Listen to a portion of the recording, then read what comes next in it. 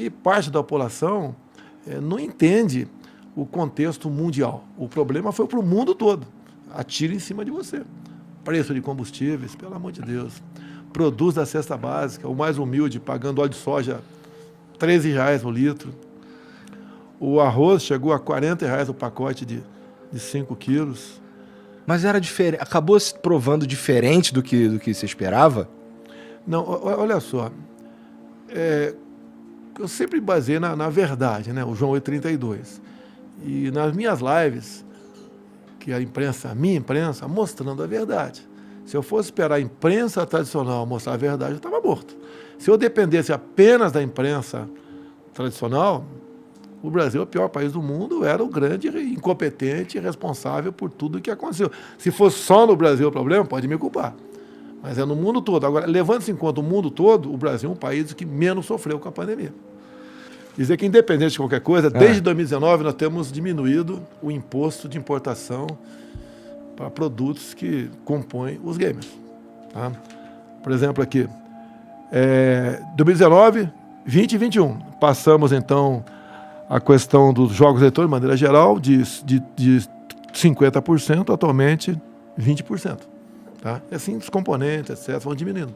Isso daí todo mundo gosta. Não tem nada a ver com o meu programa, como está começando em 2019. Nós temos o governo que mais diminui impostos no Brasil.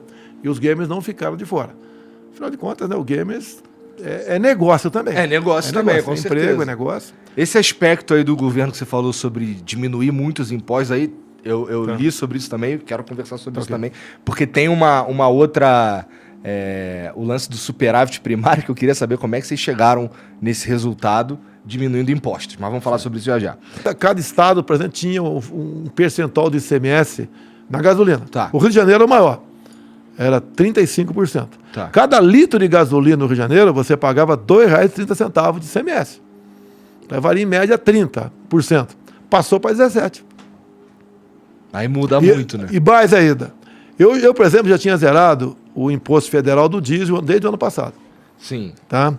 E o que nós fizemos agora aqui? Nós zeramos o imposto do diesel. Eu zerei o imposto da gasolina, imposto federal da gasolina. Tá? E os estados baixaram para 17%, de modo que foi uma queda brusca. Sim. E um decreto do ministro Saxida, né, que é das Minas e Energia, ele falou que os postos têm que botar o preço do combustível praticar no dia 22 de junho. Isso não foi uma ideia tua? Não, eu fiz, tudo bem. Eu propus uma outra ideia para ele sobre isso, tá? E ele aperfeiçoou a minha ideia. Como ele é do setor, do ramo, é um cara inteligentíssimo, ele botou, aperfeiçoou. Eu forcei o decreto e ele aperfeiçoou o decreto. Mas, presidente, isso não... para pessoas que estão prestando atenção na política do Brasil... a gente sabe que esse é um ano de eleição, e isso me parece um pouco jogar pra galera, não é não? Olha, se você falar, por exemplo, sobre o Auxílio Brasil, para quem está passando fome, isso não é jogar pra galera. Não, mas estou falando especificamente do posto. Eu não vejo isso. Olha só, a tendência dos combustíveis, dado também a guerra na Ucrânia e Rússia, é aumentar. Sim. A Petrobras tinha sua política, chamada PPI, a paridade de preço internacional. E eu não tinha informações da Petrobras, na verdade, o que era o PPI. Porque a Petrobras estava se comportando mais como uma empresa insensível à sua parte social definida na Constituição e na lei das estatais. A Petrobras, qual que é o percentual que é do governo? Acho que é 50 e pouco, olha né? só, você pode ver. O primeiro trimestre, lucro 44 bilhões. Tá. As petroleiras do mundo todo baixaram sua margem de lucro. Sim. A Petrobras não baixou. O último, agora desse segundo trimestre, 55 bilhões. Mesmo pegando uma rebarbinha da redução de alguma coisa aí. Tá? É um lucro exorbitante. Nós queremos que a estatais dê lucro. Como no meu governo tem dado lucro. Passamos de déficit para superávit. Tá? Mas não esse valor todo. E a Petrobras, eu mudo o ministro agora numa canetada aqui. Em 30 minutos publica o Diário Oficial de União Extra. Agora, na Petrobras, não. É todo um rito. Leva, em média, 45 dias para você trocar. Para trocar o presidente. Você sabe quanto ganha o presidente da Petrobras? Não. Chuta aí um valor bem alto. 40 pau. 210 mil. Caralho. Tá? Quanto ganha um diretor da Petrobras? 100 mil. Final do ano, de acordo com os seus ganhos, né? ganha mais 8 salários de bonificação. Não sou contra o cara ganhar bem, não. Sim. Não sou contra o cara. Desde que tá dando uma dinheiro baita mesmo, é uma estatal também que tem papéis privados. Sim. Então não é estatal minha. Quando tem problema, o pessoal atira em cima de mim. Quando não tem problema, não atira em cima de mim. Então conseguimos agora, com um presidente novo, dentro da legislação, dentro do estatuto, começar a trabalhar melhor. Você pode ver, anunciamos 2 vezes redução da gasolina, uma vez no diesel. 35 centavos na gasolina, 20 centavos no diesel. Começa a dar um refresco. Mas essa redução tem a ver com a redução do ICMS, não é? Não. A nossa redução é no preço, é na refinaria. Tá. O ICMS é outra história. Passou-se para o teto 17%. Não apenas para combustíveis. Também Gás. Não, o gás eu já tinha zerado lá atrás, mas vale para o gás também. Então, mas o ICMS dos estados, eu acho que não tem estado que estava cobrando acima de 17%. Eu zerei no início do ano passado. Essa é a lei de 19422, provavelmente. Deve ser. Então, que passa a considerar bens e serviços relacionados a combustíveis, dentre outros essenciais, que na prática baixa... Você pode ver, a turma aí que joga aí, os gamers aí, que tem telefone celular, também, a média do ICMS era um pouco acima de 25%, passou para 17%. Então, o telefone celular já chegaram às contas. Uma outra redução bacana foi no preço, o ICMS da energia elétrica. Se você tem uma padaria, um salão de beleza, até eu acho aqui. que entra nessa mesma se você coisa mandar aqui, pegar não a conta, você pegar a tua conta aqui agora, teve alguma coisa. Agora, eleitoral não é, o parlamento aprovou. E no fim das contas é bom. A pergunta é por que não veio agora, antes. você pode ver, já está acertado já com a equipe econômica. Nós vamos manter o desconto ano que vem. Tá. Nós zerado aqui. O que acontece? Olha só. Você até perguntou antes aqui, como é que está reduzindo impostos e arrecadando mais? Sim. Tem uma tal da curva de Laffer. Eu não manjo muito de economia, não. Mas eu sei do que se trata. Eu fui procurar, fui cheirar. Então, você vai aumentando imposto, você vai arrecadando. Chega um dado ponto, não aumenta imposto, não aumenta a arrecadação, o pessoal vai para quê? Sonegação. Vai para sonegação. Quando nós diminuímos muitos impostos do Brasil, foram milhares de itens, posso falar alguns para você, entre eles os gamers, tá? Começou a vender mais. Nós tivemos um excesso de arrecadação enorme o ano passado. Agora, detalhe, uma coisa importante aqui. Esse 67 bilhões aí no... Agora, olha só, presta atenção. Esse excesso de arrecadação, eu não posso usar para ajudar o Tarcísio a fazer estradas, o Marcos Pontes investir mais em grafeno e nióbio, eu não posso ajudar o Rogério Marinho a fazer mais obras pelo Brasil. Não posso fazer nada. É mesmo que você está trabalhando aqui ganhando 5 mil por mês. De repente você faz um bico por fora, passa a ganhar 10. Esses 5 você não pode usar. Dado a lei de teto. Eu fui o primeiro presidente a pegar a lei de teto. E mesmo com tudo isso, desculpa aqui, né? Fizemos muita coisa. O Tarcísio tem um orçamento de aproximadamente 7 bilhões por ano.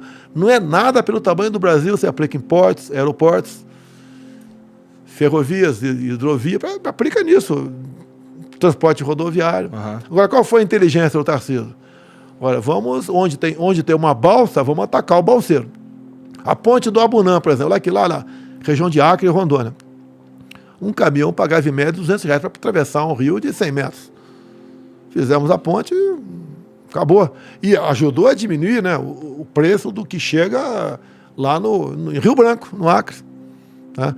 Você tinha uma ferrovia, por exemplo, 163, o Tarcísio falou comigo. Essa 163 tem 50 quilômetros, desde o tempo do Geisel não foi asfaltada. E na época de chuva, que é metade dos meses do ano, um caminhão leva em média 10 dias para atravessar aquilo. Ele pegou o Exército Brasileiro, como um acordo com o Ministro da Defesa, comandante do Exército, e botamos porque o pessoal do Exército trabalha 24 horas por dia. Tá? E botamos em poucos meses, asfaltou. Acabou com essa história. E o Exército, você pega um soldado nosso, por exemplo, trabalha não é 24 horas por dia, tem que descansar, mas o turno é de 24 horas por dia. Um 2 por 1zinho ali, você que parece que você viu o Exército aí, né? Um 2 por 1zinho, você pegou legal, né? Não, Cid que gosta. Você pegou o CEP lá, na beira da praia, lá no Rio, tranquilidade. Essa garotada que fica longe da família, etc., ganha em média R$30 diária por dia. Diária por dia, desculpa a redundância aqui. 30 diária. Eu tentei dobrar esse valor, mas veio a pandemia... Acabou com tudo. Não. Ainda sobre o preço dos combustíveis, lá o lance da Petrobras, cara, eu lembro que eu conversei com seu filho, com o Eduardo, e na época ele tinha me falado sobre o general Luna, que estava para se tornar o presidente da Petrobras e que a gente poderia esperar coisas boas ali, que de fato, sim, assim, a Petrobras ela vinha bem até a gente começar a ter um monte de crise e tal. A minha pergunta, na verdade, é o que dava para fazer para reduzir o preço da gasolina era mexer no ICMS, não tinha mais nada que o presidente poderia fazer? Olha só, o Silvio Luna, o general, foi 10 em Itaipu Binacional. Você conhecia Itaipu Binacional como era uma binacional, né, como o nome diz, que gerava energia. Ele chegou, tapamos os ralos da corrupção, porque todos os estatais praticamente tinham isso daí, e Itaipu começou a produzir. Nós aqui, no máximo em 2 meses, vai ser inaugurada, não vou estar presente, porque é época de eleição, a segunda ponte com o Paraguai. Tem um vão de quase 500 metros. É uma baita de uma obra. Já começou a fazer a segunda ponte lá em Porto Murtinho, também com o Paraguai. É a nossa rota bioceânica, pensando lá na frente. Nós aumentamos em 600 metros o aeroporto de Foz do Iguaçu. Os voos internacionais pousavam na Argentina. Pousou na Argentina, vai ocupar a região hoteleira da Argentina, não a brasileira. Nós fizemos isso, mudou completamente. A tal da boiadeira. Tá? Entre outras obras... O que é a boiadeira? É uma rodovia que tem lá, tá? E que, por exemplo, entre outras obras, conversada com o governador do Paraná, o Ratinho. Conversado com ele. A Itaipu Binacional atende aproximadamente 50 municípios da região do lago da Itaipu Binacional. Então, a Itaipu Binacional começou a fazer coisa também que esse dinheiro ia para algum lugar no passado. Sumia. Porque as estatais eram o foco, né, de atenção. E virou o quê? Virou caixa esse dinheiro? Não. O dinheiro que você tem em excesso, tá, você aplica na região. Tá. Talvez, movido por isso, o governador Ratinho, a previsão é terminar esse ano 70 PCHs, pequenas centrais hidrelétricas. Quase todas elas com criação de peixe. Tá. Chama tilápia, é o peixe mais comum. Você pode ver, um lago de 100% de tilápia, um lago de 100 metros por 100, de forma... deixar a criação natural, você pega de 10 a 15 toneladas de tilápia por ano. Se você compartilhar, você multiplica por 10. Nós estamos, junto com o Jorge Seif, que deixou a Secretaria da Pesca agora, trabalhando no Lago de Itaipu. E precisamos do apoio do Paraguai, que o lago também é binacional. O Paraguai deve dar essa concessão, vamos assim dizer. Nós pretendemos multiplicar em 40% o volume de pescado no Brasil com o Lago de Itaipu Binacional compartilhando. Com visão de futuro, o que eu fui na Receita e conversamos? Vamos zerar o imposto federal da ração de peixe. Então está bastante avançado esse estudo. Por quê? Não adianta você começar a criar peixe com um imposto caro da ração de peixe. Vamos zerar isso aí. Porque você ganha, a curva de Laffer, né? Você ganha com isso aí. Você não pode falar em passar fome no Brasil, um país com tanta água como é o nosso. Pelo amor de Deus, né? Não tem cabimento isso aí. E a criação de tilápia é fácil, está aí em Embrapa. O estudo que nós temos é na Embrapa. Tá? A Embrapa, inclusive, desde quando eu assumi, junto com o Moretti, que é o presidente da Embrapa, né? É isso mesmo, Moretti? Ele está investindo em trigo em região mais quente do Brasil. Roraima está em condições já de se plantar 1 milhão de hectares irrigado em trigo. Nós, esse ano, aumentamos a produção de trigo, 8 milhões de toneladas por ano. Consumimos 12. Ainda importamos 4. Segundo a Embrapa, em poucos anos passaremos a ser exportador de trigo, num volume semelhante que nós consumimos aqui. É visão de futuro. Fudido. Quando você pega, por exemplo, o que foi fazer na Rússia em fevereiro? Conversar sobre fertilizante. Quase a mídia toda dando pancada em mim. No próprio ministério meu... O timing foi meio bosta, né? Com todo respeito. Você queria que eu fosse quando? Depois que eu tivesse começado a guerra?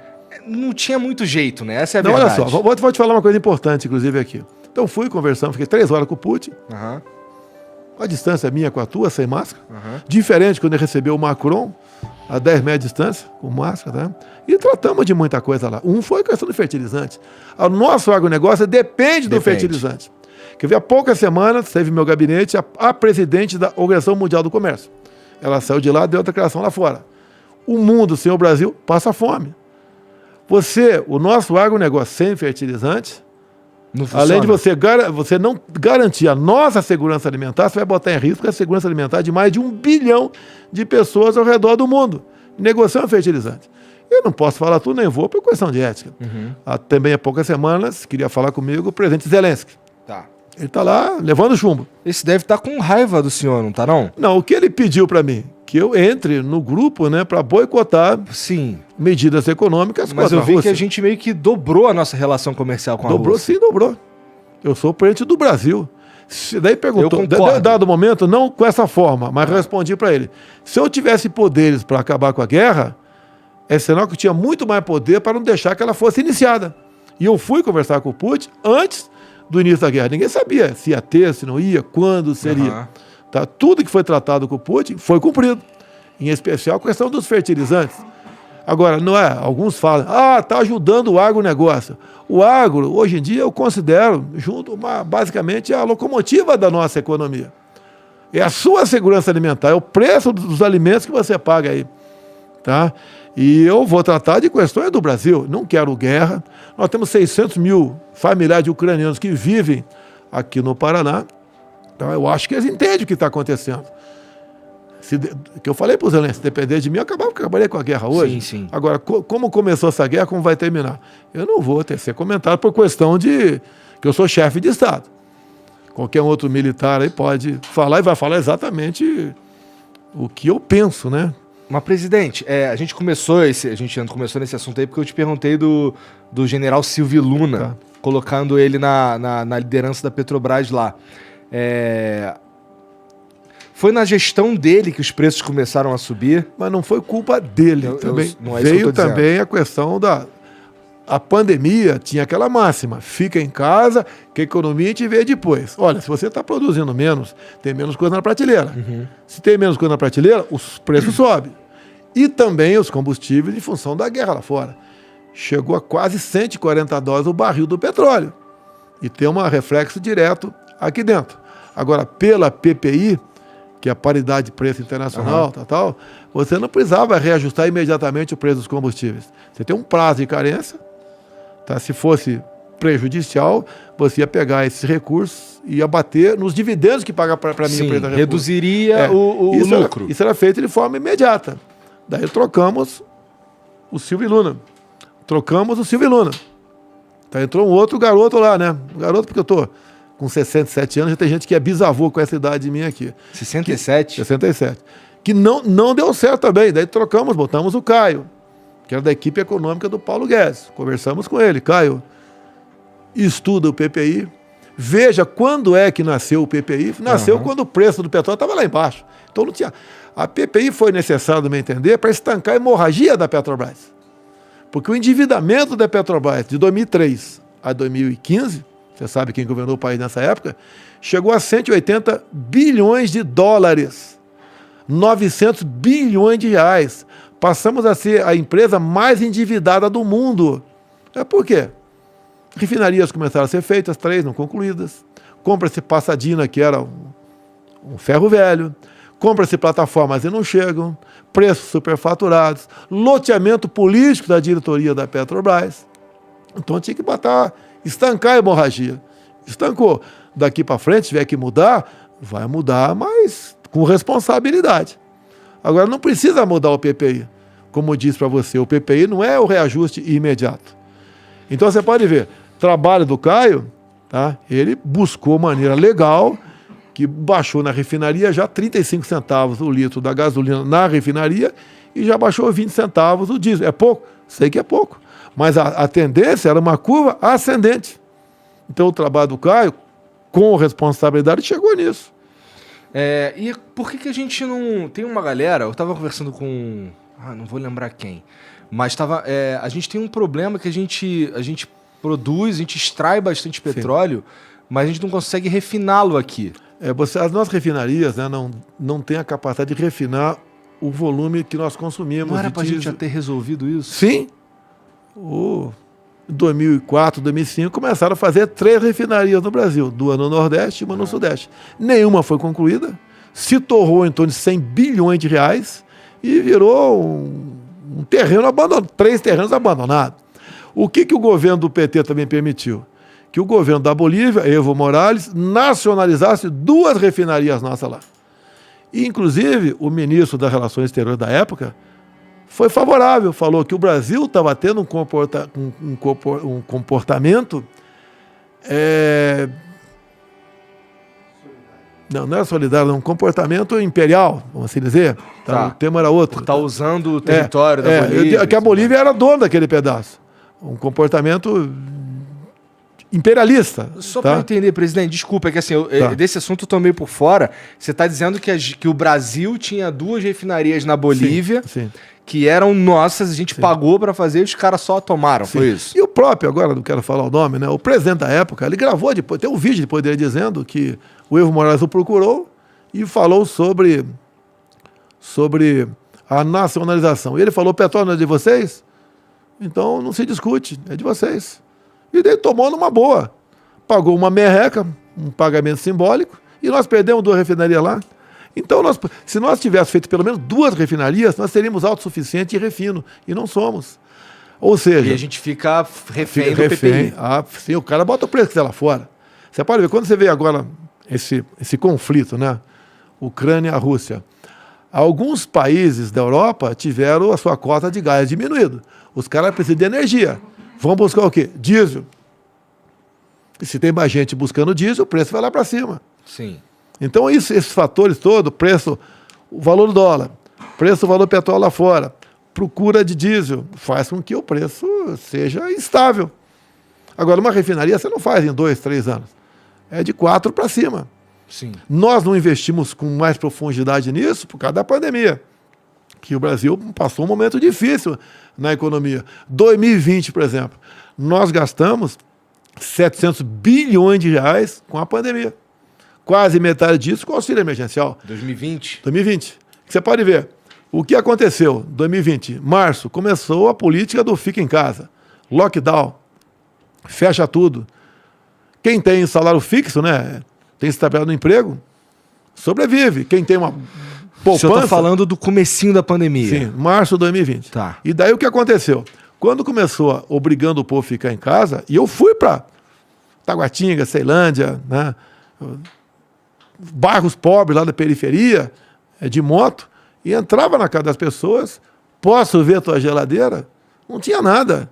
São pessoas que viviam na informalidade. É o churrasquinho de gato, no Rio aqui a água é o biscoito na praia, aqui em São Paulo aqui é vender biscoito aqui, o picolé na arquibancada, é o cara que conserta a máquina de lavar roupa, é o mecânico, é o informal. Esse pessoal foi obrigado a ficar dentro de casa, a massa. Nós levantamos naquele momento 38 milhões de pessoas. Vamos viver do quê? Eu chamei o ministro da Defesa. Temos condições de garantir da lei da ordem que esse pessoal vai para a rua, com fome. 38 milhões de pessoas que não tem mais seu ganha-pão. Vão para a rua. Irresponsabilidade de fazer o que estão fazendo sem dar alguma coisa para eles. Olha, não temos condições de garantir da lei da ordem pelo efetivo das Forças Armadas. E outra, obrigar o cara à força a ficar em casa, com fome, bem, criamos o auxílio emergencial. Para o senhor vir aqui, é mais do que justo que haja todo um aparato, um ensaio. As pessoas vieram aqui, estão vindo aqui acho que desde sexta-feira, fazer uns ensaios aí, ver rota de fuga, não sei o que e tal. Isso entra no cartão corporativo? Entra, por exemplo, o pessoal fica em hotel. Tá. E chega uma semana antes. Aham. Eu não quero falar o que eles fazem para não despertar curiosidade, né? Mas faz uma segurança próxima à perfeição. Sim. Tá? Então o pessoal ganha diária, tem alimentação, tem hotel. Sempre que a gente pode, eu boto o maior efetivo possível dentro dos quartéis, que eu durmo na sala do comandante ali, ou no hotel de trânsito, que em média R$70 por cabeça. Tá? E por vezes, para abastecimento de aeronave, por vezes. A montagem de um palanque, o gradil, um montão de coisa. Isso tudo é cartão corporativo. Cartão corporativo. Tá? São 3 cartões corporativos. 2 é para esse tipo de despesa. Tá. Tá? Um é particular meu. Eu posso sacar 25 mil por mês e tomar em Tubaína. Mas nunca saquei um centavo. Nunca comprei ali um sanduíche com esse dinheiro aqui. Para dar exemplo. Você quer ver uma coisa que eu dou exemplo? Eu ganho 33 mil de presidente e 12 mil de capitão. 45 mil brutos por mês. Eu podia estar ganhando 75 mil. Eu podia ter pedido a aposentadoria da Câmara, que eu fiquei 30 anos dentro do parlamento, somando com 2 de vereador. Não pedi para exatamente não me criticarem. Então, abro mão de 30 mil por mês aposento da Câmara, abro mão do cartão corporativo 25 mil para tomar tubaína, né? Ou comprar leite condensado, para dar exemplo. Durmo em quartéis e me sinto muito bem. Estou muito melhor do que quando estava no Exército Brasileiro. Muito melhor. E o que é bom? Converso com os oficiais, com praça nos quartéis, tem familiar, te bate um papo. Quando relaxa, falam onde o calo está apertando, te busca alternativas, não só para o militar, mas para o civil também. E você pode ver a questão dos fiéis. Temos 1 milhão de jovens no Brasil que tinha uma dívida impagável. 60, 70, 80, 90, 100 mil reais.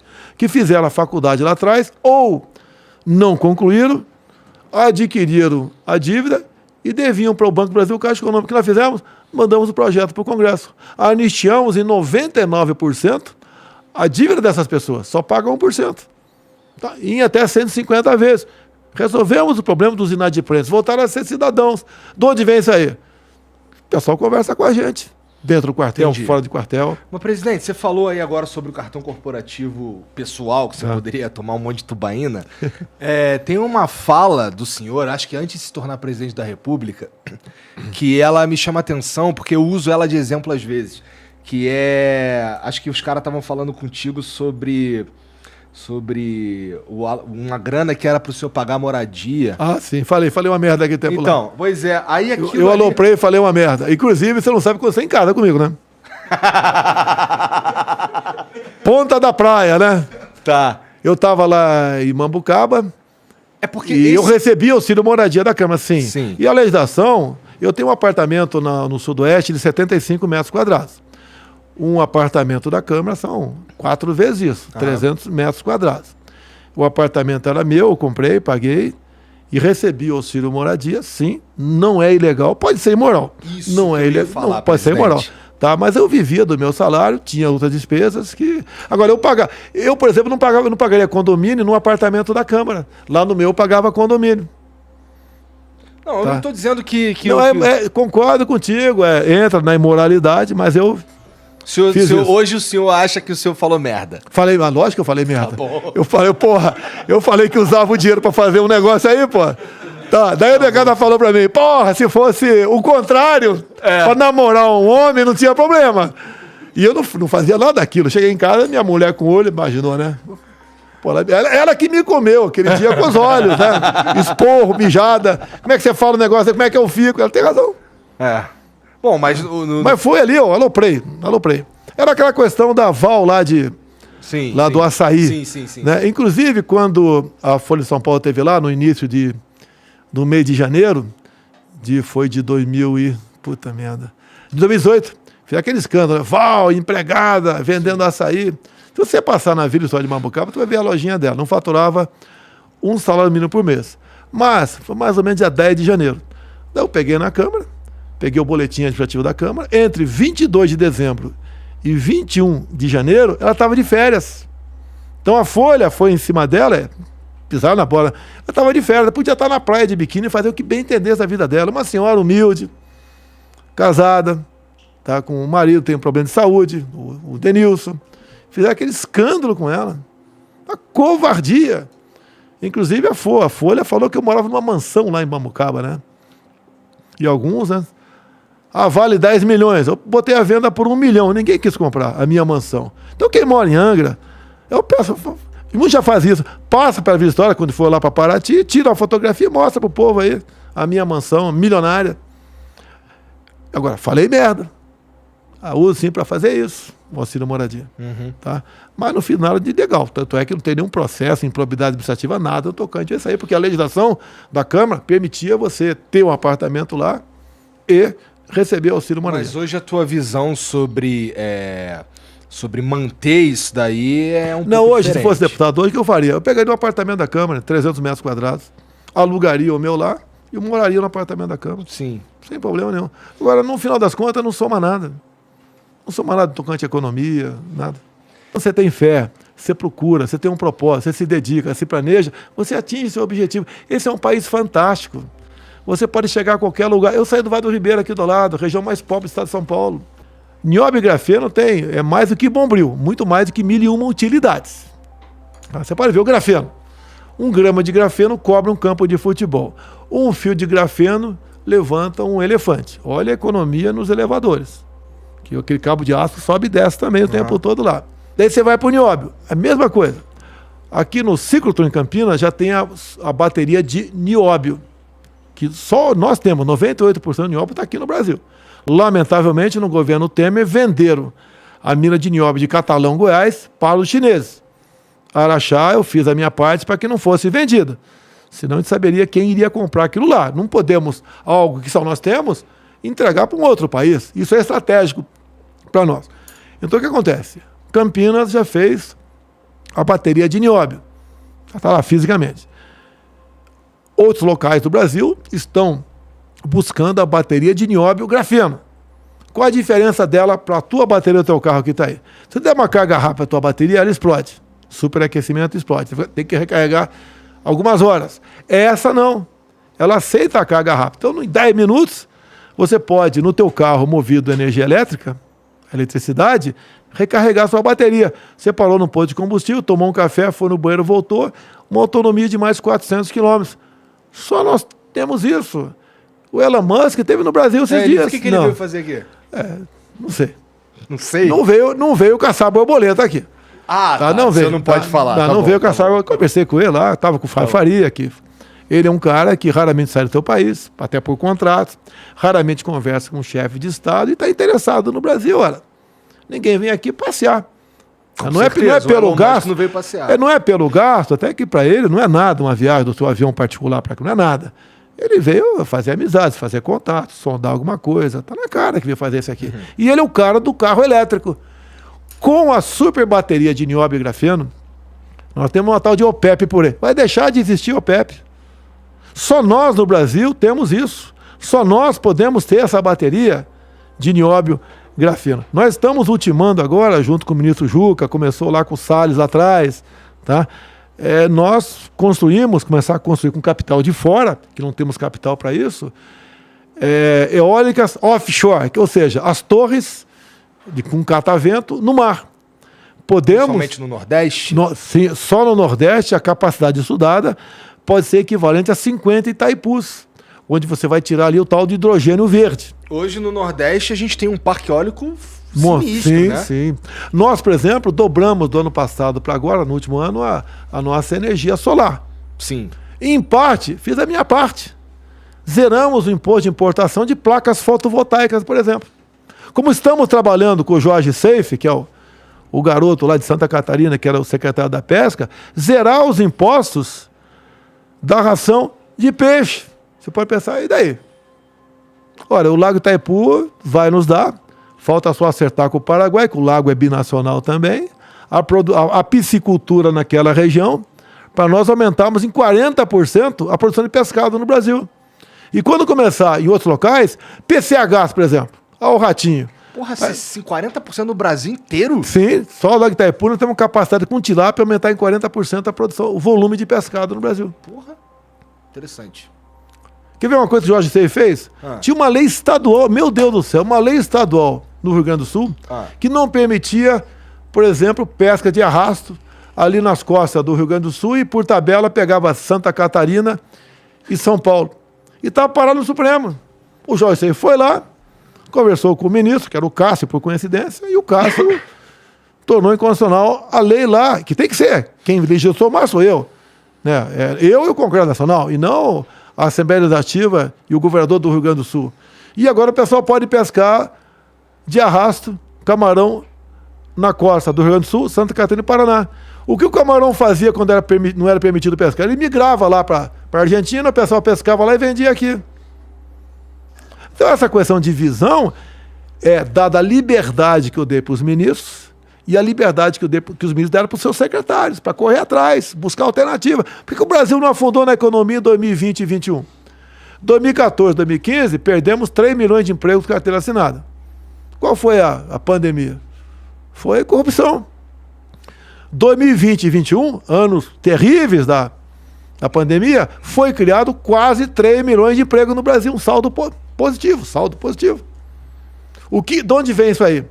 Vem da iniciativa, da capacidade, da turma do Paulo Guedes, dos ministérios de maneira geral. O senhor sabe dizer onde majoritariamente esses empregos foram criados? Não, é espalhado. É espalhado. Agora é no Brasil todo. Tá. Você pega Santa Catarina, dá um estado que tem várias placas lá de precisa-se.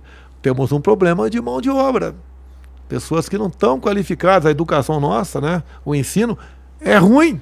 Em 2016, se eu não me engano, 2015, 2016, passou a ter, esquece agora a emenda de relator, orçamento secreto. Tá.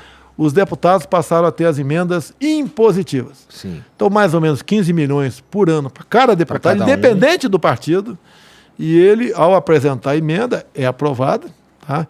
E o governo, tem obrigação de executar as emendas dele, fazer a ponte, fazer o posto de saúde, reformar um negócio qualquer, tem obrigação.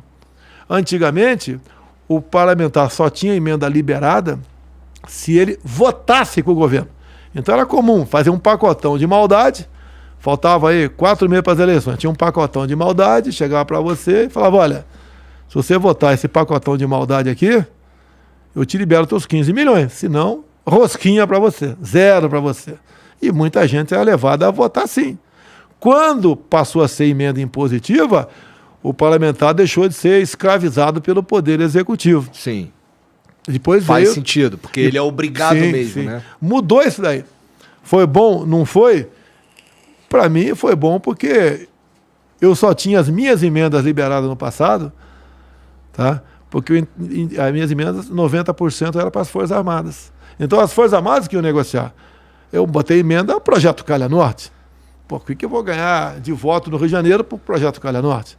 Agora, grande parte das minhas emendas, comprar material de saúde, por exemplo, para o Hospital Central do Exército, para o Hospital Naval Marcelo Dias, uma cama hiperbárica, foi para lá, fazer uma quadra poliesportiva lá na Brigada Paraquedista, com emenda nossa, a mesma coisa no Hospital da Aeronáutica, e raramente ia para outros locais. Já botei na Santa Casa de Resende, tá? Tinha mais dificuldade para liberar. As Forças Armadas que trabalhavam, eles tinham interesse em liberar. E eu daí liberou, comprou lá um tomógrafo, eu botava no meu panfleto lá, olha, com meu dinheiro, emenda minha. Eu podia dar para um prefeito. Agora, qual o problema que dá o prefeito? Tem muito prefeito honesto, mas se o cara faz uma besteira, quem paga a conta é o deputado. Eu lembro quando saiu o escândalo das ambulâncias. Eu estava no Rio, né, escândalo das ambulâncias, quase 200 deputados vendendo emendas, né, pegando 15%, etc., que a história toda. Eu liguei para o chefe de gabinete, né, que era o capitão Jorge. Jorge, tem alguma emenda para ambulância aí? Ele me deu um trote. Tem. Eu falei, caramba, estou ferrado. Algum tempo depois, longos minutos, fique tranquilo, deputado, não tem nenhuma emenda tua para ambulância. Porque se tivesse, mesmo de boa fé, mesmo não tendo recebido os 15%, estava ferrado. Tem uma deputada do Rio que teve esse problema. Ela arranjou emenda para ambulância e realmente não tinha nada a ver, não pegou nada. Tenho certeza que ela não pegou nada, mas foi massacrado pela imprensa. Então a questão da emenda é por aí. Você, o parlamentar, passou a ter independência. Hoje, se fosse para dividir irmãmente tudo que é obrigatório, cada deputado poderia ter direito a 30 milhões por ano. É dinheiro para burro, são 120 milhões no mandato. Um deputado com 120 milhões por mandato, de acordo com os locais que ele bota para fazer obras necessárias, como o Tarcísio, por exemplo, falou, olha, vamos acabar com as balsas do Brasil. Então, os deputados que quiserem na tua região acabar com balsa, fazer uma ponte, que ajuda a ganhar tempo para transportar alguma coisa, para levar alguma coisa, não tem um caminhão custa em média R$200, vai diminuir o preço do produto que chega lá naquela região, ele está reeleito. Agora, tem que trabalhar ao longo de 4 anos. Tem que... E tá aí, poxa, eu estou falando para vocês. 30 milhões por ano, em média, cada deputado. É um baita de um dinheiro. Bem aplicado, 10. Agora, tem deputado que bota para coisa que, para mim, não tem interesse. Para você... Isso daí, esses 30 milhões seriam se a gente pegasse a grana que é usada no orçamento secreto sim. e redistribuísse. Exatamente. Por que não é assim? Não, porque ali vai o tráfico de influência. Daí no deputado tem mais poder... eu quero 200 milhões para mim. E o senhor não consegue fazer não tenho nada, zero. Eu apenas cumpro. Tá. E o lance da... Porque assim, ó, esse ano, até o final do ano, vai ter o auxílio Brasil? Como é o nome? Mudou de nome. O Bolsa Família, Aham. o ano passado, mudou de nome em dezembro. Passou a ser Auxílio Brasil. Aham. Passamos de média 190 para, no mínimo, 400. Tá. E olha só, o PT votou contra isso no Congresso, deixa bem claro. O PT votou contra. Por quê? Para a gente aprovar os R$400, a gente precisava parcelar o pagamento dos precatórios acima de R$600 mil. Até bater em mim que eu estava parcelando os precatórios da professorinha. A professorinha não tem 600 mil para receber. Tá? Parcelamos aquelas pessoas que a gente devia bastante. O PT votou contra. Conseguimos, com o Centrão, aprovar o parcelamento, estendemos a dívida e aprovamos o 400. Agora, o que aconteceu? Veio do parlamento a proposta, logicamente, eu concordei, que a gente tem poder de colaborar, ajudar. Você está falando da PEC kamikaze? Isso. Não é kamikaze. Não é PEC boca de urna. Vai ver pro pobre na ponta da linha que teve inflação majorada agora nos produtos alimentícios, por exemplo, por ocasião da pandemia e da guerra. O que ele achou dos 600? Mas por que o pessoal, até a esquerda bate em mim, a imprensa bate em mim. Mas o cara a esquerda não votou com o senhor nessa daí? Não. Os precatórios atrás foi contra. Não, agora eles discursaram contra, pesado, PEC boca de urna, PEC kamikaze, não sei o quê. Parece isso, presidente. Vá falar pro mais humilde o que ele achou. Mas nem assim, não é uma questão, assim, eu realmente acho a inflação foi alta nos alimentos. Sim, assim, é mais do que agora, necessário. fizemos com responsabilidade. Por que a gente não fez isso ano passado, presidente? Não tinha clima para fazer ano passado. Quando começou o auxílio emergencial em 2020, você sabe quanto era gasto por mês com o auxílio emergencial? 50 bilhões de reais. Teve um deputado aí que se engraçou, vindo candidato a presidente, agora vai apoiar o Lula, né? Exigiu, né? O Lula, presidente, manter os 600. Vai ser mantido os 600 com responsabilidade. Por que a esquerda não fez lá atrás, não majorou o Bolsa Família, que estava em média 400, média 190 reais, e tinha gente que ganhava 80 reais. A mãe passou a ganhar o dobro. Esse dinheiro do auxílio emergencial não deixou a economia morrer, que era dinheiro na veia dos municípios. Não, eu não tenho a menor dúvida disso. A minha questão é assim, a gente não poderia ter feito isso antes, presidente. Por que o PT não fez? Não, peraí. Eu não sei por que o PT não fez. Não, mas a gente vai fazer no momento certo. Por exemplo, os combustíveis. Lutei um ano contra o lobby dos combustíveis. E você pode ver, nós aprovamos, muita briga, ninguém fala nisso, a venda direta do etanol. O que acontecia até há poucos meses? O usineiro produzia o álcool aqui, ele era obrigado a entregar para o distribuidor a 300, 400 km de distância. Daí, o distribuidor trazia o álcool de volta para cá, a 10 km da refinaria. Nós permitimos às usinas vender diretamente o posto de combustível. Tá. Nós acabamos com o álcool turista. Passou a ficar mais barato. Faz sentido. A questão do preço do ICMS, o que aconteceu? No início do ano, foi aprovado um projeto mexendo aqui no ICMS do diesel.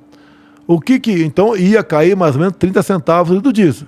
O que os governadores fizeram? A grande maioria reuniram via Confaz e aumentaram 30 centavos. Daí descumpriram uma lei nossa, minha, que eu sancionei, né, e do Congresso. O Arthur Lira foi uma das pessoas que basicamente levou a proposta, essa outra para frente, de botar no teto no ICMS dos essenciais. Que são essenciais? Combustíveis, comunicações, energia elétrica, transporte e energia elétrica. Tem estado aí que cobrava mais de 30% em ICMS de energia. Já chegou a conta nova. Uma diferença enorme. Passou para 17%. Outra coisa que não dava para a gente fazer antes. Não dava para fazer antes, porque é uma luta contra os governadores. Os governadores arrecadavam bastante em cima disso daí. Você pode ver, quando nós votamos a redução do ICMS no Senado, todos os governadores do PT foram contra. Ou seja, reclamavam que estava alto o combustível. Na hora que tem uma proposta, eles votam contra. Então o que interessa para a esquerda? Quanto pior, melhor. Para falar, olha, quando eu chegar, vou resolver o assunto. É guerra política, guerra pelo poder. Lutar com o lobby dos combustíveis é um negócio terrível, para ser educado aqui para você aqui. Tá? E fizemos isso aí, o apoio do Arthur Lira, que é um grande responsável por isso. Vamos ter deflação esse mês, né? Ninguém tem dúvida disso. Estou guardando os dados oficiais chegarem mais de 1%. Tudo foi aparelhado, exceto o Banco Central. E que eu abri mão do Banco Central agora. Onde você viu um governo ditador abrir mão de poder? Eu abri mão do Banco Central. Paulo Guedes achou que era necessário, que é um banco independente, combate melhor a inflação, que é a atividade do Banco Central, essa, uma das principais. Está lá o Roberto Campos, o pessoal tem confiança dele, um baita de um presidente do Banco Central, e aprovamos. Eu abri mão de poder. Nunca se ouviu falar de que o presidente abriu mão de poder, muito pelo contrário. Em 2019, fizemos coisas que ajudaram na pandemia a gente não ser um desastre na questão do emprego, como a lei da liberdade econômica. Vamos falar nível bem mais humilde. O que é a lei da liberdade econômica? Por exemplo, você queria vender cachorro-quente no teu município, na pracinha, ou queria abrir uma pequena pizzaria, uma barbearia, um salão de beleza. Tua esposa aqui no salão de beleza. Ela entrava com o pedido de alvará na prefeitura. Aqui levava meses, até anos. E o cara ficava esperando. E não resolvia o assunto. A lei de liberdade econômica, quando você protocola o pedido de alvará, se em 30 dias a prefeitura não te der, você já pode abrir teu negócio. Tive aqui no Guarujá um tempo atrás, de moto, parei, fui comer uma pizza. O cara pegou, me chamou na cozinha, pequena pizzaria, né? Olha, devo isso aqui à tua lei da liberdade econômica. Quer satisfação melhor do que essa? Ajudar o povo? Você estava falando aí agora da Michelle que te pede uma grana todo dia de manhã. Pô, o Queiroz colocou 89 pau na conta dela lá, né? Sim, quando apareceu isso aí, de imediato eu falei que o cheque era para mim. De imediato eu falei. Eu conheço o Queiroz desde 1985, na Brigada Paraquedista. 85 quando eu nasci. Foi meu soldado. Pessoa de confiança minha. Pagava a conta minha. Daí tu emprestou uma grana pra ele. Emprestei pra ele, é comum. Tinha toda a liberdade. Pagou em cheque pra mim, certa. E eu peguei e botei na conta da Michelle. Botei na conta dela. Me arrependo por ter botado na minha conta, porque ela sofreu com isso aí. Sim. Então o dinheiro foi pra mim. Ponto final. Esse dinheiro aí, esse 89... Olha, foi ao longo de 10 anos isso aí. Ser dividido dá menos de um salário mínimo por mês. Eu falar em propina de um salário mínimo por mês, tá de brincadeira. Isso chamou minha atenção mesmo, porque era uma quantia relativamente baixa para uma pessoa se sujar. Sim. Parece uma mas é que tem todo o lance da... Não tem como pode falar, fica à vontade. Não, tem todo o lance das rachadinhas lá que o Flávio... Esse é um assunto do Flávio. É um assunto do Flávio. Eu não vou falar que filho de ninguém é assunto do Flávio. Eu respondo pelos meus atos. O Flávio responde pelos deles. Mas assim, o senhor age ou agiu de certa forma para dar uma ajudinha ali pro Flávio? Eu não tenho influência em poder nenhum. O lance lá do Moro não foi uma parada meio para ajudar o Flávio, de trocar o chefe da polícia? Olha, é privativo minha a indicação do chefe da polícia. Eu dei para o Moro indicar. Se você pegar a atuação da PF com o Moro e depois com o André Mendonça, agora com o Anderson, aumentou em muito as ações da Polícia Federal. O que aconteceu quando me elegi em 2018? De imediato, os médicos cubanos, médicos entre aspas, fugiram do Brasil. Eu não acabei com o programa Mais Médio do PT. Eles foram embora. Eu ia pegar os caras. Ali tinha de tudo, ali menos médico. Tinha gente das Forças Especiais cubanas, tinha agentes que estavam fazendo célula de guerrilha aqui no Brasil. Eu ia chegar para você, cubano, vem cá. Bezetacil, colírio, endovenosa, intramuscular ou oral? Pergunta idiota, né? Sim. Mas o médico, o enfermeiro vai responder rapidamente. Ele não ia responder. Mas não tentei durante... Você tinha essa informação que tinha os caras fazendo célula de guerrilha aqui? Você pode ver. Os médicos cubanos aqui, além da rachadona, que 80% do salário ficava com o Fidel Castro, né? Tá? Por exemplo, você mora nessa rua aqui, tem uma festa de aniversário na outra rua. O sistema, os cubanos, não deixavam o pessoal que vigiava ir na festa. Ele tinha que ficar confinado em casa. Risco.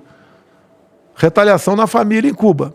Que veio uma coisa que o ministro da Saúde disse, quando estava discutindo a medida provisória dos mais médicos, se algum cubano pedir asilo, vai ser deportado, como foram os 2 boxeadores.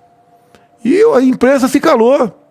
Eu tentei emendar o projeto lá para que o salário dos cubanos fosse depositado na conta em Banco do Brasil ou Caixa Econômica. Não conseguia. Era uma forma de dar dinheiro para Cuba. E Cuba aqui dentro, com muitos deles, formando célula de guerrilha aqui no Brasil. Cuba sempre exportou a guerrilha. Assim foi no tempo do MPLA, FNLA, a guerrilha de Angola. Sempre foi assim. Tá? E eu ia desbaratar isso aí. Tu lembra que a Dilma falou que os médicos eram bons apalpadores? O humilde do povo brasileiro, ele sendo bem tratado, ele fica feliz. Você não precisa manjar nada. Então o médico apalpava a barriga dos brasileiros com algum problema e ficavam satisfeitos. E certas receitas médicas, você pode ter acesso a médicos, guardar isso. Coisas absurdas. Imagina numa Covid o que seria feito aqui com esses cubanos. Bem, quando eu assumi, eles foram embora. Eu não mandei ninguém embora. Eu falei, quem ficar aqui eu dou asilo. Ficaram mais de 2.000. Estão todos no Brasil. Honrei minha palavra. Mas me diga onde tem imposto federal nos produtos da cesta básica. Não tem. Agora tem imposto estadual. Eu fiz a minha parte. Nós estamos com excesso de arrecadação. Com responsabilidade, eu encho o saco do Paulo Guedes. Eu não interfiro. Faça isso. PG, Posto de Ipiranga. O que tu acha fazer isso aqui? Como ele gosta de mim, de forma hétera, ele costuma me atender. Tá? Ele está fazendo para o bem. Não é só o imposto de importação de veleiro, de jet ski. Quem é que propõe uma reforma tributária? Qualquer um pode propor. Eu posso propor, executivo, legislativo. Agora, eu passei 28 anos lá dentro, não se avançou em nada. Nós vamos mexer agora, começar a atualizar a tabela de imposto de renda. Porque, basicamente, se transformou não em imposto de renda, mas redutor de renda.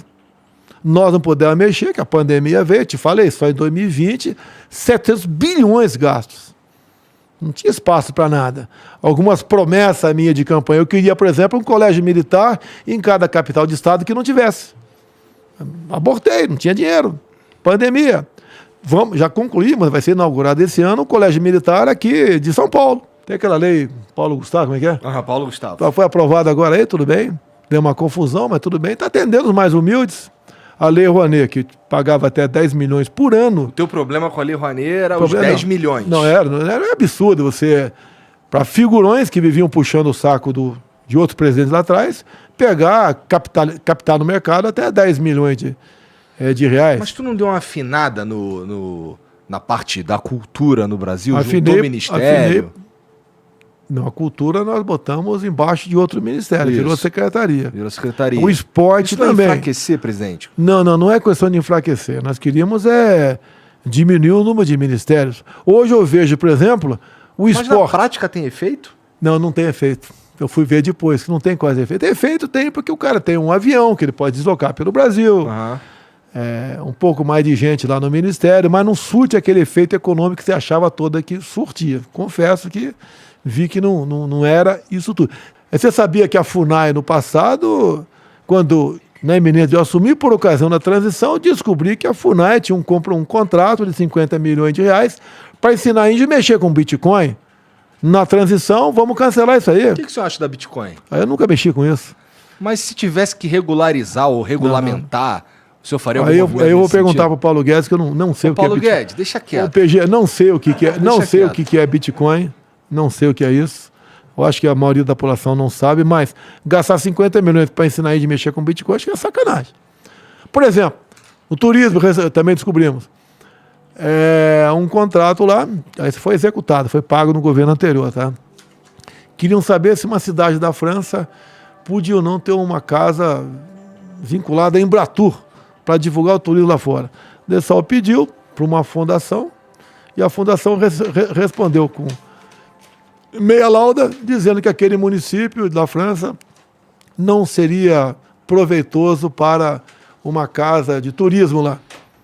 Preço da consulta, 5 milhões de reais. Porra! E os contratos para divulgação de atividade também de ministério? É tudo na mão de amigos. Famílias que vivem descendo o cacete em mim, inclusive, com grana lá, 50 milhões, 60 milhões. Botamos na lona tudo isso aí. Entendi. Então o que acontece? Esses caras ficaram frustrados. Ficaram frustrados, que queriam participar do governo dessa forma, indicando pessoas, podiam até indicar, mas o crivo é meu.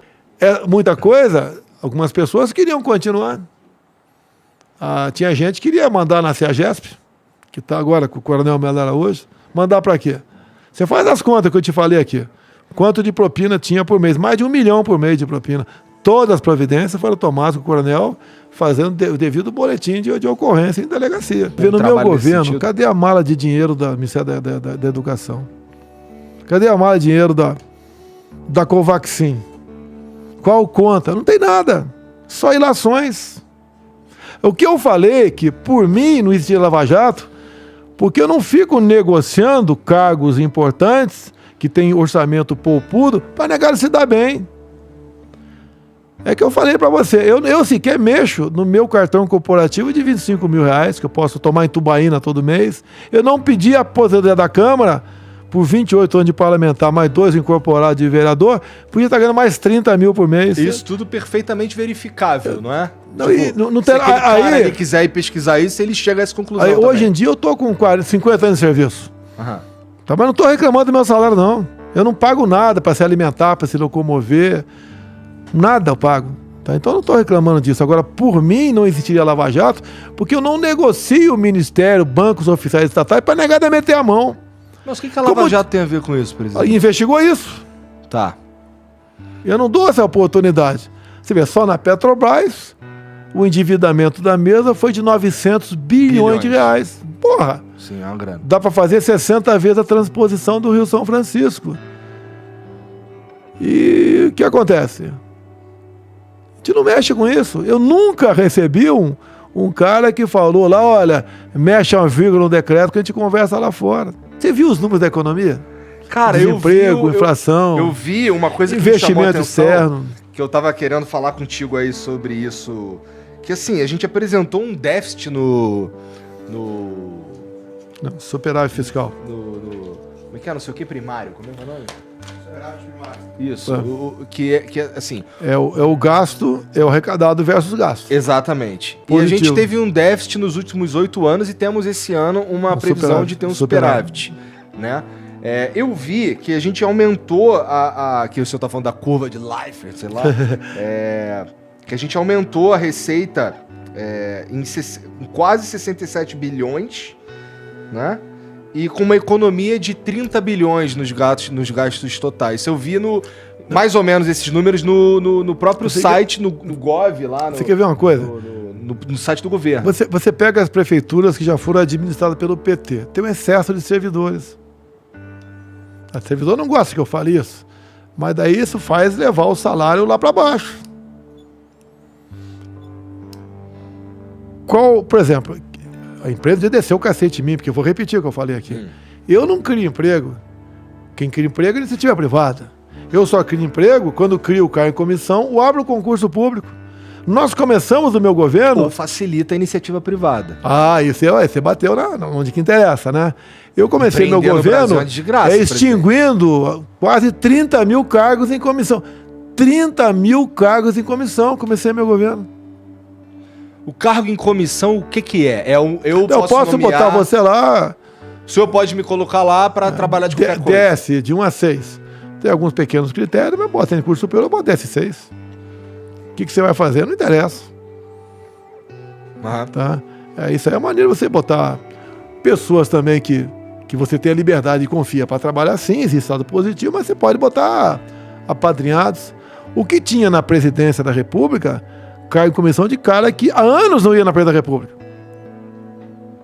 Tá? E aqui tem ministro que ligou pessoalmente pro empregado. Peraí, você está há 2 anos sem comparecer aqui. Mas a sua indicação fulano de tal. Daí, esse fulano de tal ligar para manter o cara empregado. Mas o cara está em Rondônia e está empregado aqui em Brasília. Isso você está falando aí interessante. Foi um começo traumático, que gente importante tinha 10 cargos em comissão lá em Brasília que ninguém trabalhava, ninguém ia para lá. Botamos para quebrar, vai trabalhar, é o que está em Pub Nacional. Quando o Silvio Luna for para lá, o que acontece? A nata de Itaipu Nacional, que era em Foz do Iguaçu, morava em Brasília, morava em Curitiba, tinha gente que voltava todo dia de avião, ganhava diária para isso. A senhora Janja, esposa do Lula, era empregada em Itaipu Nacional e trabalhava em Curitiba. que eu falei para o general Silvio Luna lá? Ele foi transferido aos poucos, todo mundo para Foz do Iguaçu. Todos. Quer ser diretor, vai ter que trabalhar aqui. Servidor tem que trabalhar aqui. Ela foi a última a deixar Curitiba, para dizer que estou perseguindo ela. Depois ela pediu demissão e casou com o Lula. Era assim que funcionava muitas estatais pelo Brasil, cargos em comissão. E, pessoal, quando cortamos 30 mil cargos em comissão, partiu até do Nix Lorenzoni essa ideia, né? Você que passou a dar valor. Eu passei a ter menos cargos em comissão, quero botar gente que funcione aqui no meu ministério. E não ter 30 caras sobrando aqui, 200 lá. Uhum. Foi traumático o nosso governo, para mudar o negócio, choque de realidade, não era o papo. A grande reforma administrativa foi essa daí. Diminuiu o número de servidores, diminuiu a folha de pagamento. Sem trauma, ninguém mandou ninguém embora. O comissionado foi embora. Não tinha estabilidade, mas o servidor com estabilidade ficou lá. Entendi. O presidente, sobre... A gente estava falando antes aqui, que o senhor até ficou meio chateado quando eu chamei de PEC Kamikaze, é que eu não sei o nome dela, e ela é o que... Foi assim que veio. Ela basicamente, pelo que eu vi, ela funciona, ela é um dispositivo para o presidente poder decretar uma espécie de estado de emergência e, portanto, furar teto e para poder injetar essa grana na economia. Olha, se você furar teto, a resposta do mercado vem de imediato. O dólar vai lá para cima. Mas isso não é um dispositivo perigoso? Porque assim, dia o senhor vai deixar de ser presidente da República. Não, mas a PEC tem um limite para ela funcionar. Tem uma data para ela funcionar, tá certo? Então nós fizemos tudo isso com responsabilidade. O Paulo Guedes é um cara extremamente zeloso com o ministério dele. Fura teto. Na verdade, nós furamos em 2020, 700 bilhões de reais. Com responsabilidade. Dá merda isso aí? Dá pra te Não, prender? não dá merda porque foi garantido em lei. Tá. E emenda a Constituição. A gente não vai dar pedaladas aqui. Todo mundo tem responsabilidade ali. Nós entramos para mudar o destino do Brasil. Imagina se não tivesse pandemia, a guerra lá fora, a crise hidrológica o ano passado, onde o Brasil estaria. O Brasil vai ser um dos poucos países esse ano com PIB positivo. Inflação, ladeira abaixo. PIB para cima. O desemprego... Inflação, ladeira abaixo? A gente tá num sufoco. Não, mas aí, chegou a bater 12%. Agora a projeção para 7% no ano. Porra, eu tô Sim, esperançoso. porque está tendo deflação. São números, eu não estou falando até de projeções futuríssimas, né? É do momento. Combustível, energia elétrica, telefone, transporte. Dá pra gente esperar, então, uma inflação de 7%, você falou, no fim do ano? Talvez um pouquinho mais no corrente ano. Tá. Mas a inflação vai ser menor que os Estados Unidos. Quem podia esperar isso? Agora, olhem, para a gente não fugir muito do assunto ideológico, o que está acontecendo com a nossa Argentina. E por quê? Com o nosso Chile. E por quê? Escolhas erradas. Optaram pelo discurso fácil. O que o senhor quer dizer com discurso fácil? Um discurso dizer que o PMT facilidade à população. Tá. Mas me explica um pouco da PEC Kamikaze, como é que ela funciona? Alguns dizem que é PEC... Tu sabe o número dela, o nome? Já é uma emenda à Constituição, essa altura do campeonato, não é mais PEC, né? Tá. Ela permite, por exemplo, você majorar em R$200 o Auxílio Brasil. Tá? Ela fez uma série de bondades. Sim, não há dúvida. Agora, você acha justo, por exemplo, em alguns estados você pagar R$ 2,30 de ICMS da gasolina? Se o senhor vier me perguntar sobre impostos, eu em geral sou contra, presidente. Presidente, já decidimos, por exemplo, o diesel vai continuar zerado o imposto federal o ano que vem. Estamos negociando a gasolina continuar a mesma coisa. Isso daí... Já está negociado e acertado com o Paulo Guedes com responsabilidade os R$600 de Auxílio Brasil continuar o ano que vem. Mesmo que o senhor não seja eleito? Não, isso aí vai depender de uma proposta de emenda à Constituição depois das eleições. Tá certo? Deixa eu te perguntar, a gente com esse superávit que a gente espera esse ano, o que a gente faz com essa grana? Vira caixa? Não. Olha só. Eu sou o primeiro presidente que pega o teto de gastos. Eu tenho um limite para gastar. Você ganha 5 mil por mês aqui, daí acha um bico lá fora, passa a ganhar 10. Com esses 5 restantes você não pode fazer nada com ele. Uhum. nós vai para bater juros da dívida. É uma dívida enorme. Na casa dos meia dúzia trilhões de reais. Nossa, dinheiro pra caralho. Toca caramba nisso. Tá? O problema é que você tem que enfrentar. E os números da economia têm cada vez mais sinalizado que, diferentemente de outros países, nós estamos saindo da crise. A questão do desemprego, por exemplo, nós quisemos aprovar a carteira verde e amarela para ajudar o jovem. Né? O jovem quer um emprego, não tem experiência.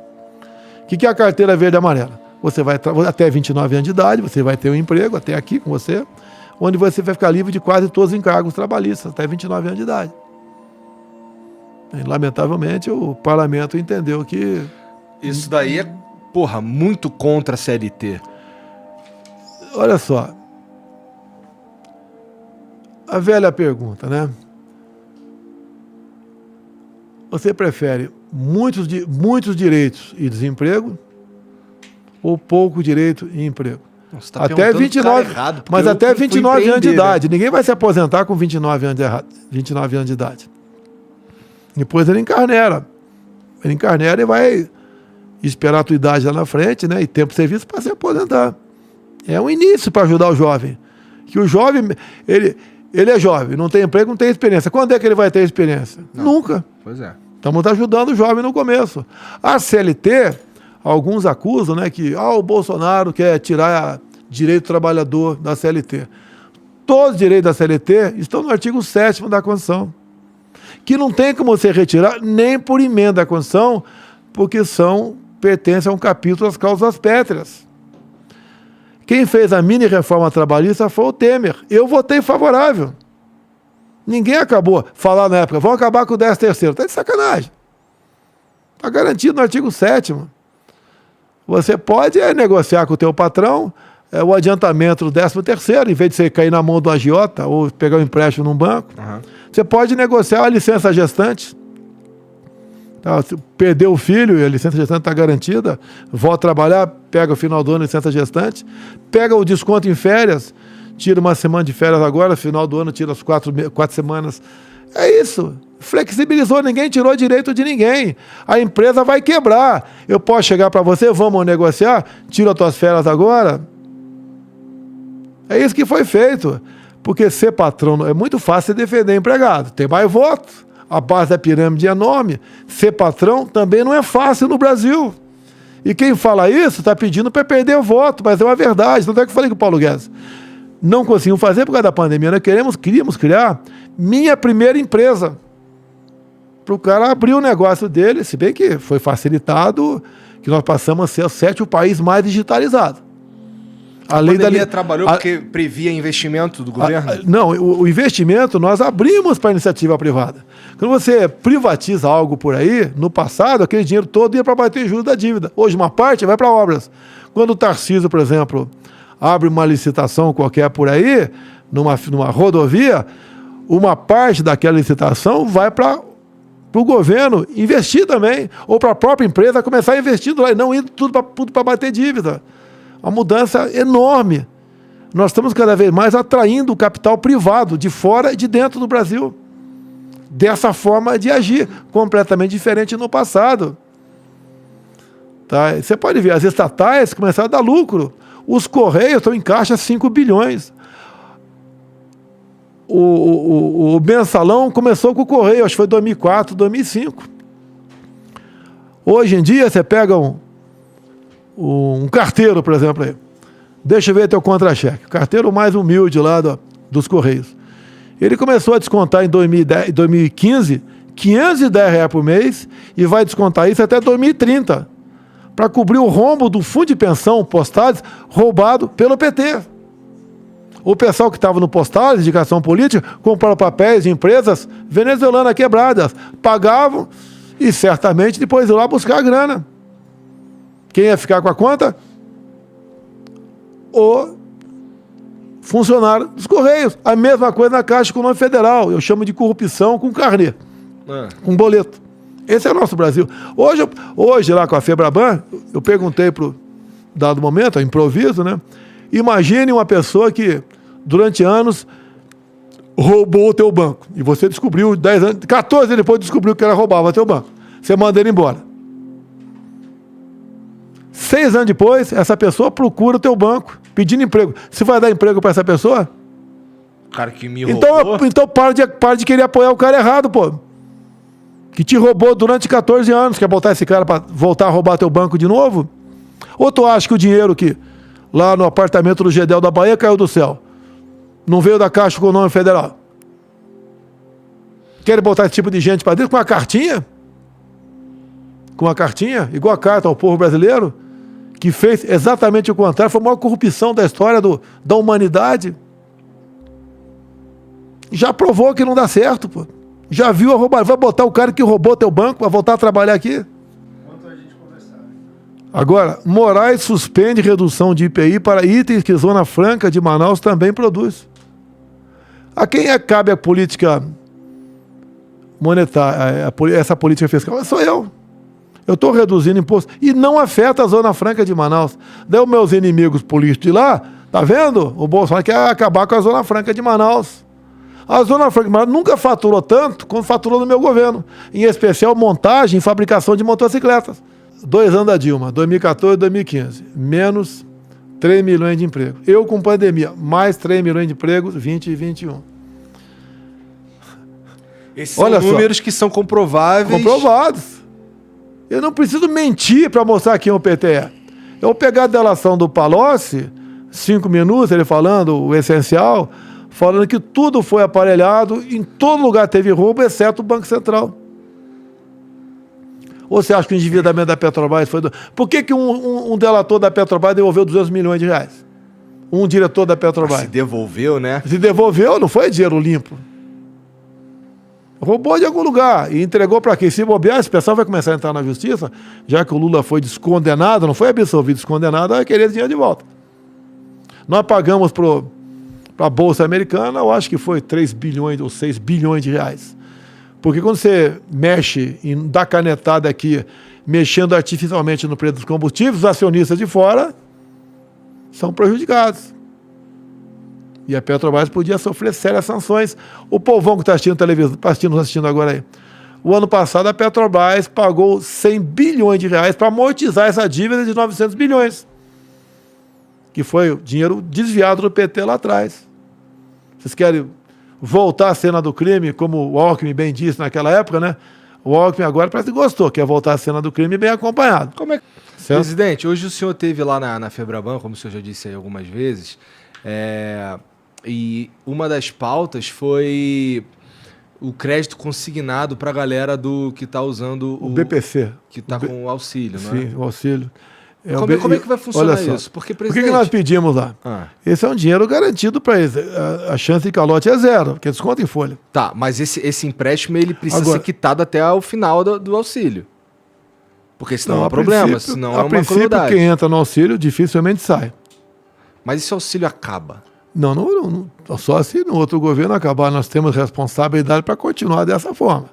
Se acabar o auxílio, porque o Brasil quebrou. Tá? E nós pedimos para dar uma maneirada na taxa de juros. O que o ideal? Eu, por exemplo, quando tenente capitão do Exército, nunca peguei empréstimo. Até eu comprei minha Fiat Elba. É bem fácil, né? Comprei minha Fiat Elba pagando à vista.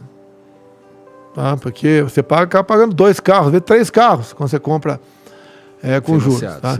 E agora o pessoal do BPC, benefício, prestação continuada, o pessoal do Auxílio Brasil. São pessoas humildes. Se o cara faz um empréstimo agora, ele pode descontar, eu acho que até 40%, de 640%, menos 240, vai viver com 360. O ideal é não pegar empréstimo. Mas tem gente que prefere pegar empréstimo porque é melhor pagar esses juros menor no sistema bancário do que na mão de um agiota. Sim. É um direito dele decidir. Mas é porque na época do Lula, que ele abriu crédito para uma galeraça aí, a galera via isso daí como uma coisa boa e tudo mais. Na minha cabeça, e eu sempre fui ignorante nesse sentido, mas assim, eu olhando, mesmo com a minha cabeça ignorante, parecia uma certa crueldade, porque abuso da boa fé. Como é que eu vou... Não, tem filhos que pegam em nome dos pais empréstimo, que nem sabem. E é comum acontecer isso aí. O ideal é não pegar empréstimo. Sim. Mas tem gente que precisa pegar, tem necessidade para saldar outras dívidas, para pagar um juro menor. Mas, pô, ó, nessa época aí, a galera pegou uma grana pra financiar um carro, por exemplo. Tá. Ou financiar uma casa e tudo mais. E no futuro, quando as coisas começaram a dar errado, começou a ficar impossível de pagar essas coisas aí. Eu tenho medo Você tem razão. de acontecer a mesma coisa com isso que o senhor foi falar com os caras da Febraban hoje. Não é que eu fui falar, eu aproveitei o momento e falei sobre isso. Sim. Uma coisa é emprestar para você, eu vim todo mês aqui, você me dá o dinheiro na minha mão. A outra é descontar automaticamente no teu contra-cheque. O risco é zero. E tem seguro em caso de óbito. Então está tudo resolvido. Agora, os próprios integrantes do BPC queriam isso daí. Agora, você é maior de idade. Existe um teto para esse empréstimo? Você pode descontar até 40% do que você recebe. Tá. Então, até 600 pau, até R$240 por mês. Aí você vê, você pode tirar aí 6, 5, 6, 7, 10 mil, não sei, para descontar. E o número de mês, o máximo, R$240 por mês. O cara tem que entender, se ele pega um empréstimo hoje, está querendo R$600, 40%, o mês que vem ele vai receber 360. Sim. Se estava ruim recebendo 600, pior 360. Espera que não entre numa bola de neve de empréstimos. Tem gente que é desequilibrada. Se você não pega no banco dessa maneira, o cara pega com a agiota. Ele vai se ferrar de qualquer maneira. O ideal é o cara se controlar. Esse é o ideal. E também não dá pra gente pegar na mão. Você quer ver na mão do agiota é maior. E outra, geralmente na mão do agiota ele paga. Também. Paga. Porque o nego bota uma turma para ir para cima dele. Sim. Tá? Sim. Então no banco ele está mais protegido. E pedimos para ele não dar uma maneirada nos juros, né? Assim como uma questão de poucos meses, eu pedi para, numa videoconferência, pessoal do supermercado, que ajudasse a diminuir a margem de lucro nos produtos da cesta básica, que eu já havia zerado o imposto federal. Alguém tem informação? Até há pouco tempo estava R$13 o litro do óleo de soja. Caro! Tá? Eu acho que baixou um pouquinho. Vê os números da economia que estão aí. O Brasil, as suas relações, né, internacionais. Como é que está o pessoal mais humilde? Nós somos um dos países que estamos diminuindo o percentual de pessoas na linha da pobreza. A linha da pobreza é você ganhar $1,90 por dia. Quanto que paga por dia o Auxílio Brasil? R$20. $4. De 1,90 para 4 é o dobro, né? Estamos bem ou não estamos bem? Tratando com de graça as pessoas. Se passa fome no Brasil, alguns passam fome. Muita gente passa mal.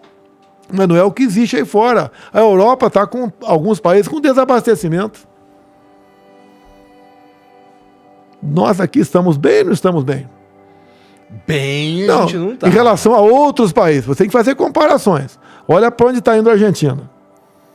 Quem esperava o Chile estar na situação que se encontra, lá com uma constituinte em andamento, onde só tem barbaridade. 1/3 do Chile, o pessoal quer tornar reserva indígena, o último terço do Chile, que é um país comprido, né? Querem liberar drogas, querem acabar com os carabineiros. Olha, quando tivemos greve de policiais aqui no passado, sempre criticado a policial. Quando teve greve, foi alguns estados do Nordeste, viu a desgraça que foi, saque à luz do dia. A PM não está indo bem, ó. Logo a PM não vai ser perfeita nunca, né? Mexer com o povo, uma guerrilha constante. Agora a PM é muito melhor funcionando dessa forma do que sem PM.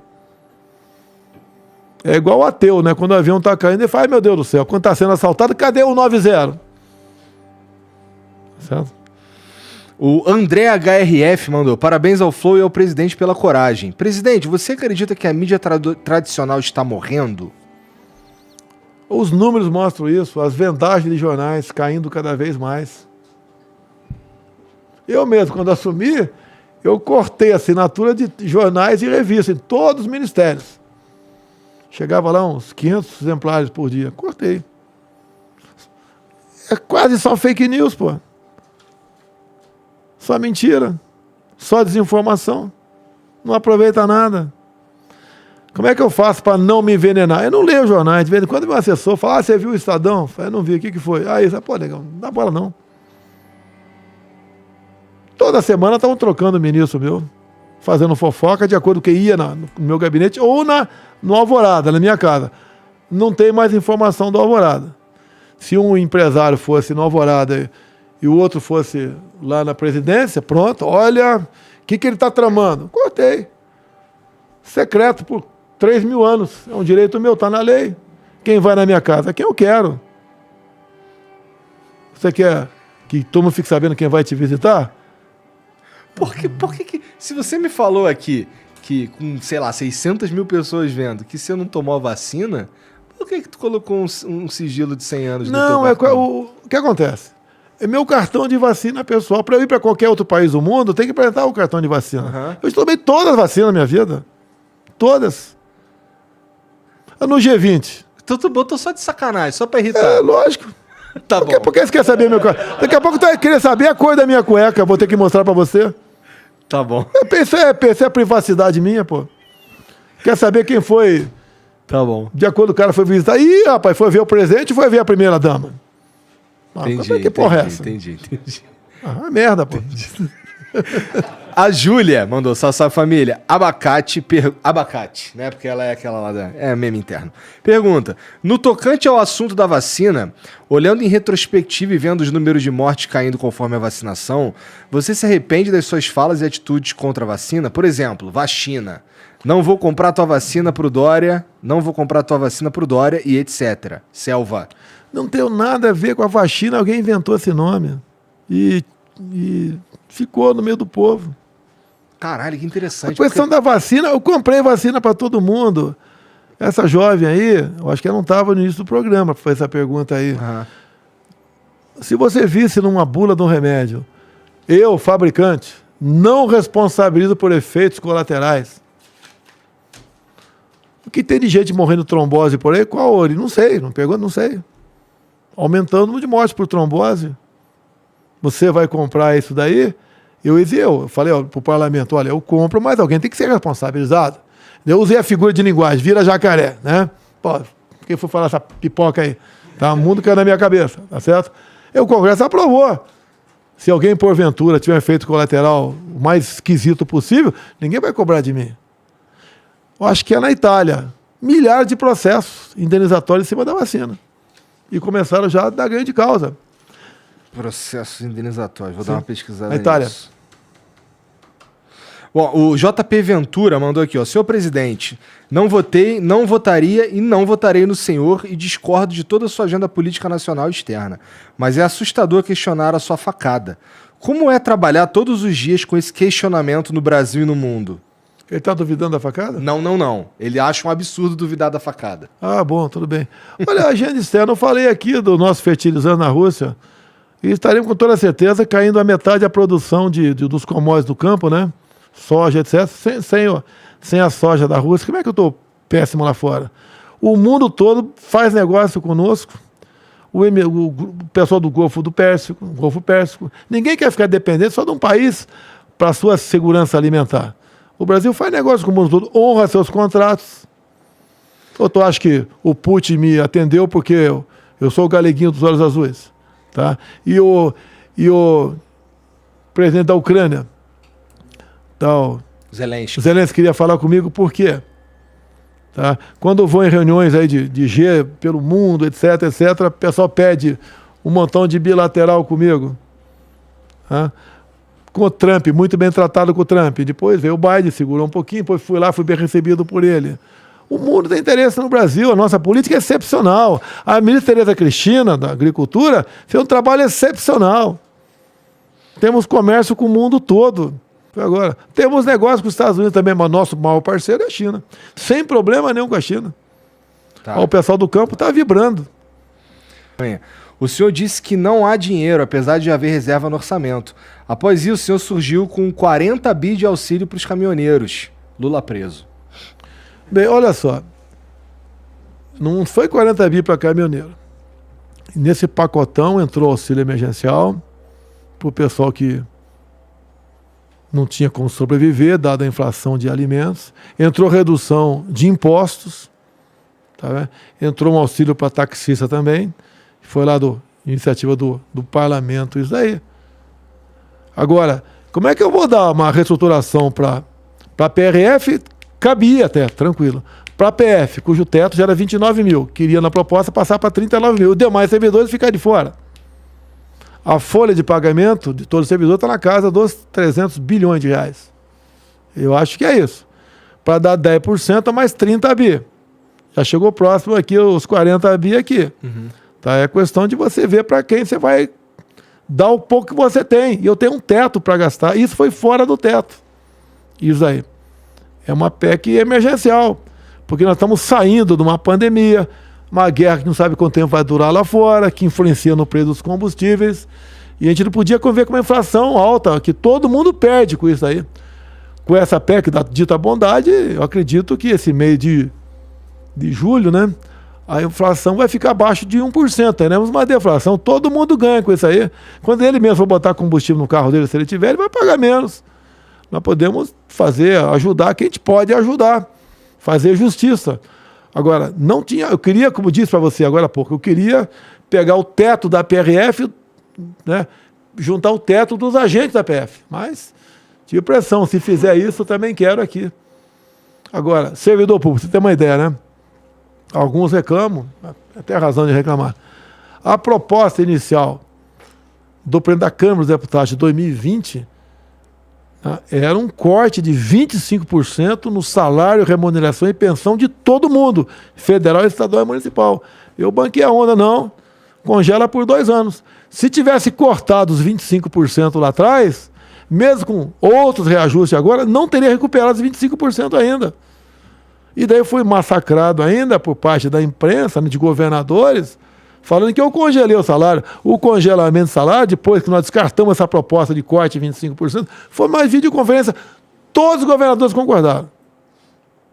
E daí passou liso, sem nenhum voto contrário no Congresso, a questão do congelamento, até o final do ano passado. Qual é o país mais rico em petróleo do mundo? O país mais rico em petróleo? Do mundo, que maior reserva de petróleo do mundo. É Venezuela. Caralho, eu não ia chutar a Venezuela. Nossa, eu também fiquei surpreso quando eu descobri lá atrás. A Venezuela agora, a pobreza está abaixo do Haiti. Eu estive no Haiti. O Haiti foi devastado logo depois que eu passei por lá por um terremoto, matou 200 mil pessoas.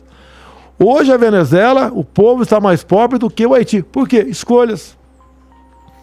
Regimes que não deram certo em lugar nenhum no mundo. Querem de novo impor aqui no Brasil. Você ainda tem liberdade no Brasil.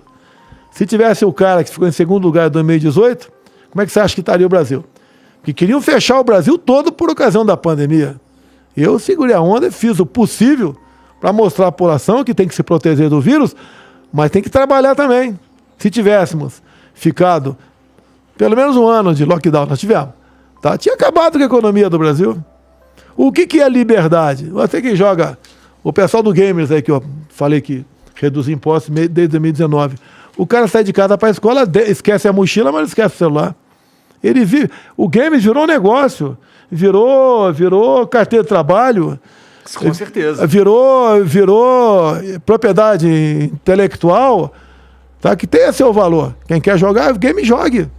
Tá? Quem é que está falando em controlar a mídia social? Sou eu? O jovem, olha só, se você tiver recurso, né? O jovem está me assistindo aqui. Quando fala em socialismo, em comunismo, pô, vai lá pega um passageiro, vai para Roraima, vai para Boa Vista, depois pega um carro, acho uns quase 300 quilômetros, vai para Pacaraima. Vê, hoje em dia, em média, 500 venezuelanos fogem do Brasil, fogem da Venezuela para cá, a pé. Por dia. Chega pesando em média, menos 15 quilos. Você quer isso para o teu país? E por que chegou a isso? Socialismo, comunismo, discurso fácil. O Partido Comunista do Brasil tem ligação direta com o Partido Comunista da Coreia do Norte. Olha como é que está indo a Argentina. Você quer isso para o teu Brasil? Conversa fácil? O Brasil está tendo números excepcionais em relação ao mundo. Você vai tomar essa decisão, você vai ser responsável eternamente pela sua decisão. Eu sou o melhor, é você que vai decidir. Não sou eu. Mas veja, faça comparações. O que é? Quem está lutando por liberdade no Brasil desde o começo sou eu. Eu prendi algum deputado? Eu fiz com que um jornalista se exilasse nos Estados Unidos, eu desmonetizei página de alguém, eu estou falando que isso não pode porque é fake news. Quem sou eu para falar o que é fake news? Já tem outro poder, tem uns 2 ou 3 que falam o tempo todo. Muito obrigado, presidente, por vir aí. Vocês que assistiram aí também, muito obrigado pela moral. Não esquece de se inscrever, de dar o like.